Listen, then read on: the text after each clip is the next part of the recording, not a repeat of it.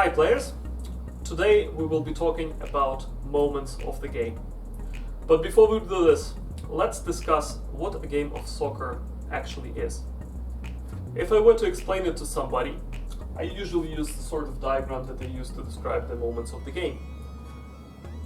We have 4 different phases that we go through. In possession, simply speaking, when we have the ball. Then transition to defense.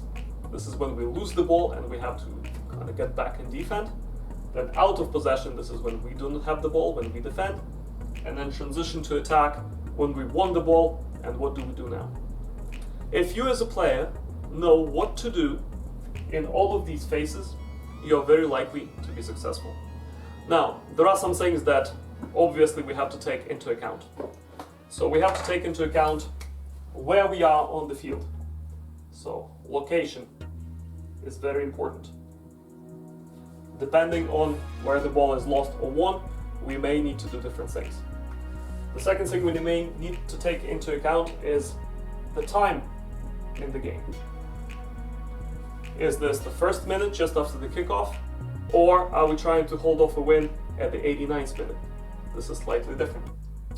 And also we need to take into account your individual position that you play. So player specific position. Player position. Now you probably heard this before, and depending on your age and your level, this could have been explained in a simpler way to you. As you are younger, most of the game happens in transitions. You have the ball, you run and attack, you lose the ball, they have the ball, you run back and defend. As you get older, you are able to isolate the 4 different phases a little more accurately, and you have specific jobs that you need to do. So let's go through all of them and we'll discuss how they all piece together. So let's start with our favorite one, in possession. This is when we have the ball and we have to do something with it. So one thing that we have with having the ball is initiative. This is on us to decide what happens next. For me, usually I look at the location of where we have the ball as our first step, and we decide if the ball is on our half, maybe the team is building from the back and we would like to play shorter passes and advance up the field. If we are in possession on opponent's half, how do we pass the ball around to make sure that we pull the opponents out of their defensive shape? If you remember the previous lecture where we've spoken about the principles of play, 5 principles of attack and 5 principles of defense, you will see how these piece in. So my challenge for you is next time when you are out from the quarantine and you play the game with your team, ask your coach what he wants you specifically to do in all the different phases. Now, having the ball in possession all the time would be fantastic for us. But sometimes opponents get the better hand of us and they win the ball. So we get into this short phase called transition to defense. Again, depending on which part of the field we are on, we may employ different little tactics. For example, if we lose the ball on opponent's half, maybe your team is very athletic and you can run and win the ball with a high press. This is also known as gegenpress. If currently you look at teams like Liverpool, Manchester City, Borussia Dortmund, they all employ this sort of strategy, where you run and press and force a mistake or intercept a pass, and instead of going to out of possession phase, you're back in possession.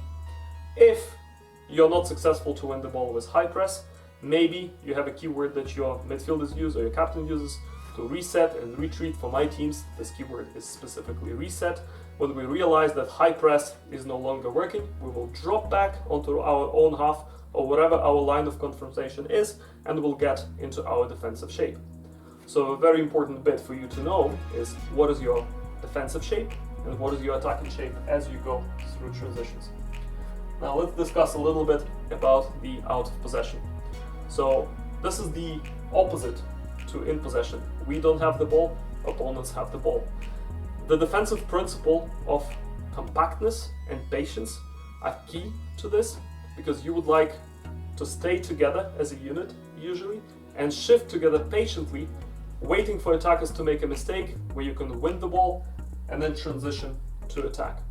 Now this one, transition to attack, is my all-time favorite phase, because this is where the magic happens. Statistics show us that most goals are scored by having an effective transition to attack phase. It's very short. It usually only lasts for 6 to maybe 10-15 seconds. During this time, teams try to cover as much ground as they can before the opponents can get into defensive shape.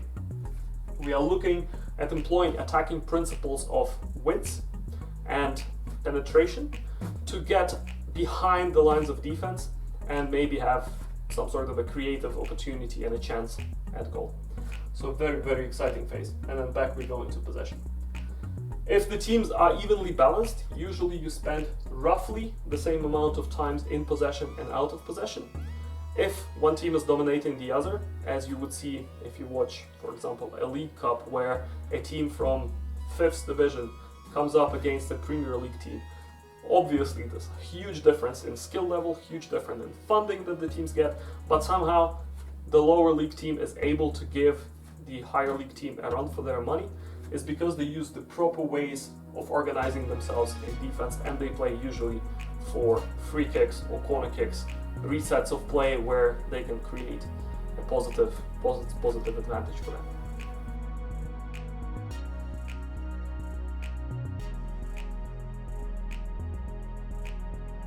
Let's talk about the in possession phase. I will show you some things that I tell my teams. This is not the only way of doing this. This is just how I approach the in possession phase. So let's say we are playing a 4v4. For the purpose of this, we will always be team blue. And we have the ball. So my objective for the team is get into space behind the defenders.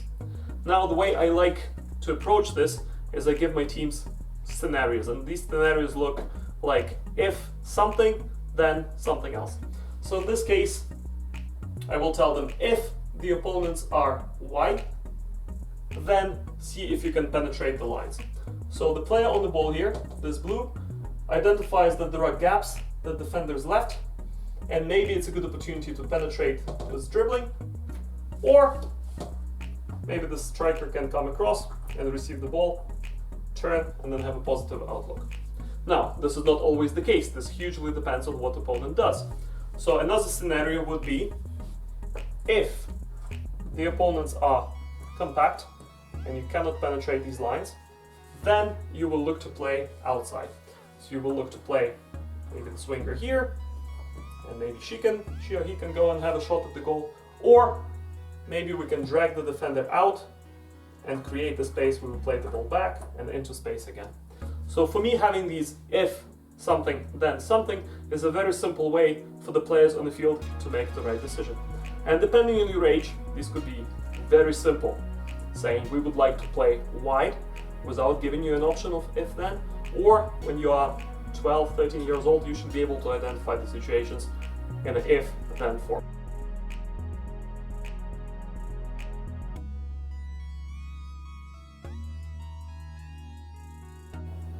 Now for our next bit, we will talk about transition to defense.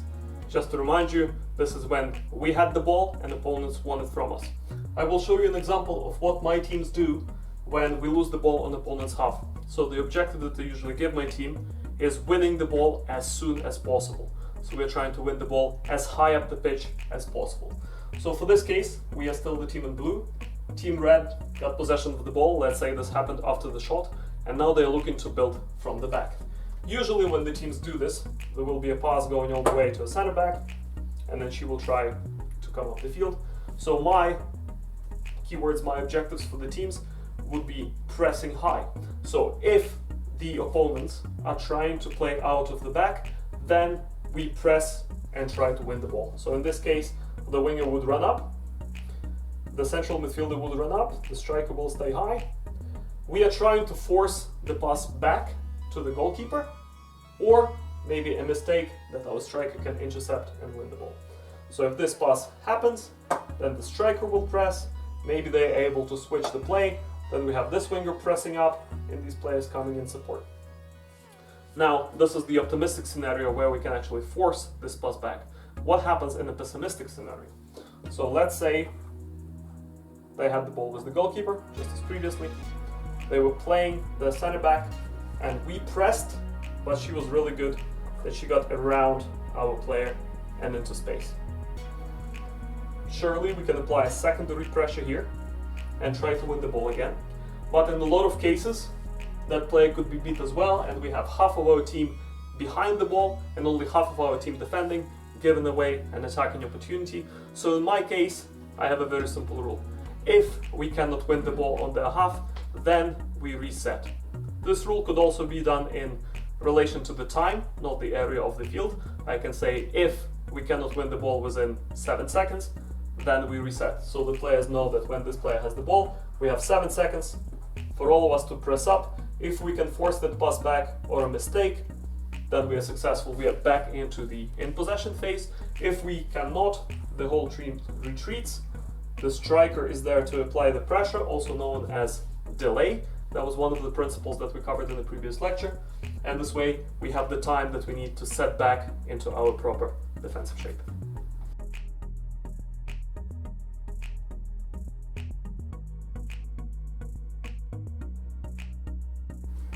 And now we're talking about the out of possession phase. This is when we don't have the ball, when we have to defend. So as you see, the table's turned. We are still the blue team. The objective that I give for my team is deny space and wait for mistake. If we're looking to apply the principles of play, I'm looking at compactness as well as patience. So red has the ball. We are trying to create a very dense player numbers in the pass of the ball. So if they're going through the middle, we have all our defenders as well as the goalkeeper creating this diamond where you cannot penetrate through it, you cannot pass through. If the ball goes wide, then we have a keyword where the whole team shifts and we create the shape here. If the ball goes back, then we shift again. If the ball goes to the other side, then we shift again and we create the same diamond that denies the space behind us. Now, if we are able to win the ball, then we are going into the next phase, which is a transition to attack. But for us to be successful in it, we have to make sure that first we secure the ball. So I have the if-then case again for my team. If we win the ball, then we are looking to connect 2 passes between our teammates before we transition to attack. Usually in youth sports you see team winning possession of the ball by a defender making a clever move and then immediately they boot the ball forward. It gets worse by parents yelling from the stands, "Shoot!" or "Send it!" In some cases there is a merit to this if you're trying to immediately go on the counter attack, but usually that results in the ball going to the opposition and we are back in out of possession phase. So look when you win the ball. If you win the ball, then connect 2 passes and only then you move into the next phase, which is in transition to attack.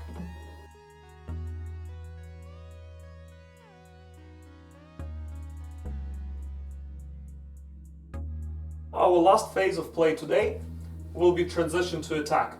The objective I set for my team is getting the ball to a teammate facing forward in the defensive third. So we are trying to play the ball from our half into the third that opponents are defending and have somebody on our team facing the goal, because good things can usually happen from that. Maybe it could be a shot, maybe it could be a fancy dribble and then a 1v1 meeting with the keeper. So this sounds like a very vague objective to achieve, just get it to somebody facing forward. But a lot of the times what I see is when the other team is applying the proper defensive posture and defensive shape, they are making our players face our own net. So let's say the pass happens from here, there is a man marking right on this player here. She cannot turn without giving the ball away easily and she ends up passing the ball backwards. So for me, I'm giving my team two things to worry about. If there is a man marking on you, find the space where you can receive the ball on a half turn. So instead of facing your own net, maybe this player can get wide and this way this ball travels here and she receives it with a half turn and beats the defender.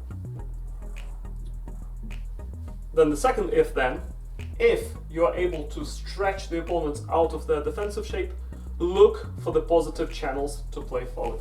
Let's say this player goes wide to get on the half turn and this defender follows her to apply the man marking again. Then maybe the striker can shift over and we can beat this line, we can break the line with a pass and there is an unmarked player. then she can turn and have a go. Simple enough if you apply it right. Now again, for all of these transitions to attack, all the different phases that we discussed, this is how my teams play, and this is largely depending on the age. If you are younger, maybe your coaches are just dividing the field in half for you, saying, hey, when you have the ball on their half, this is what you do. When you have the ball on our half, this is what you do. Maybe if you're already playing with high performance teams at the U16 level, you divide the field into quarters and you have objectives per quarter. End of the day, this is still the same approach. We are talking about 4 different phases and spaces on the field, then you can apply it.